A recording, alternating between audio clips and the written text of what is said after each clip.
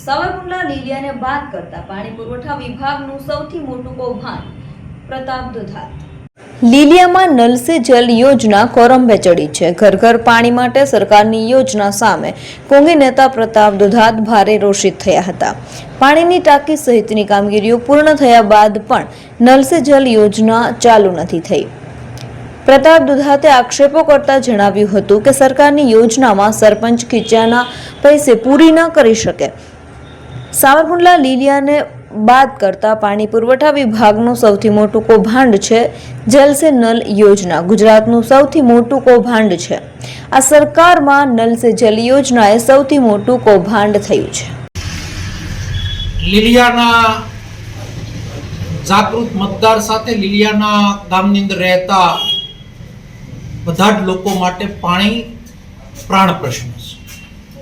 આ પાણીની યોજના મારા ધારાસભ્ય દરમિયાન આ ગામની અંદર ઊંચી ટાંકી સંપ ગામ આખાની અંદર માળખાકીય સુવિધા ઊભી થાય એના માટેની ગ્રાન્ટો લાવવામાં આવી. નલ સે જલ યોજના મારા ધારાસભ્ય દરમિયાન સરકારે કાયદો બનાવ્યો છે. નલ સે જલ યોજના અંતર્ગત કોઈ ગામની અંદર કોઈ વિસ્તારની અંદર કોઈ ઘર પાણીથી વંચિત ન રહે એના મોટા વિધાનસભાની અંદર એ સમયના પાણી પુરવઠા મિનિસ્ટર કુંવરજીભાઈ મારફત બણગા ફૂંકવામાં આવ્યા. રહી વાત સરપંચોની, તો મારા ધારાસભ્યનું પૂર્ણ થયા બાદ નવા ધારાસભ્યની મારફત સરપંચને વાજતે ગાજતે ઢોલ નગારા સાથે ભારતીય જનતા પાર્ટીમાં સમાવેશ કર્યો. સરપંચ, ધારાસભ્ય, જિલ્લા પંચાયતના સભ્યો આતિશબાજી કરી, મીઠાઈઓ ખાધી અને આખા ગામને એમ હતું કે આ ગામની પ્રાણ પ્રશ્નનું નિવારણ આવી જશે. પણ શોમેનશીપમાંથી બહાર હજુ આ લોકો આવ્યા નહીં. અને તમે હમણાં મને સવાલ કર્યો આલિયાની માલિયા ઉપર, હું અભિનંદન આપીશ મારા વર્તમાન ઉપસરપંચ કે જેને ચાર્જ આ ગામનો સંભાળ્યો છે. કપરા સમયની અંદર ચાર્જ સંભાળ્યો છે. કપરી સ્થિતિમાં ગામને સંભાળવાનો પ્રયત્ન કર્યો છે. નલ સે જલ યોજના જે છે સરકારની યોજના છે, કાયદો છે. ઘર ઘર સુધી પાણી પહોંચાડવું એ સરકારની જવાબદારી છે. આવડી મોટી યોજના સરપંચ કોઈ પણ હોય એ ખિસ્સાના પૈસે ક્યારે કામ પૂર્ણ કરી શકે નહીં. નંબર 1. નંબર 2, નલ સે જલ યોજનાના અંતર્ગત જ્યારે કામગીરી શરૂ કરવાની હતી ત્યારે મારા સમયના લાવેલા પૈસા ગટર યોજનામાં જે ગટરની રિપેરિંગનું કામ હોય 9.5 કરોડ અંદાજિત રકમ ગટર માટેની હાઈકોર્ટની પિટિશનો, અને જ્યારે લડાઈ લડ્યો ત્યારે 50% રિઝલ્ટ સુધી પહોંચ્યો. પછીની જવાબદારી સત્તાધારી લોકોની હોય છે.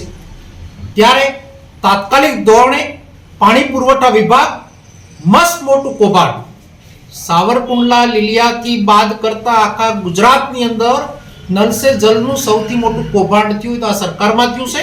અને કૌભાંડના ભાગરૂપે મોજૂદ દાખલા જોવા હોય તો હજુ ક્રાકસની ઊંચી પાણીની ટાંકી શરૂ નથી થઈ, 5 તલાવડાના પાણીની ટાંકી શરૂ નથી થઈ, નલ સે જલ યોજનાની અંદર મોટા જીંજુડાની પાણીની યોજના હજુ ચાલુ નથી થઈ.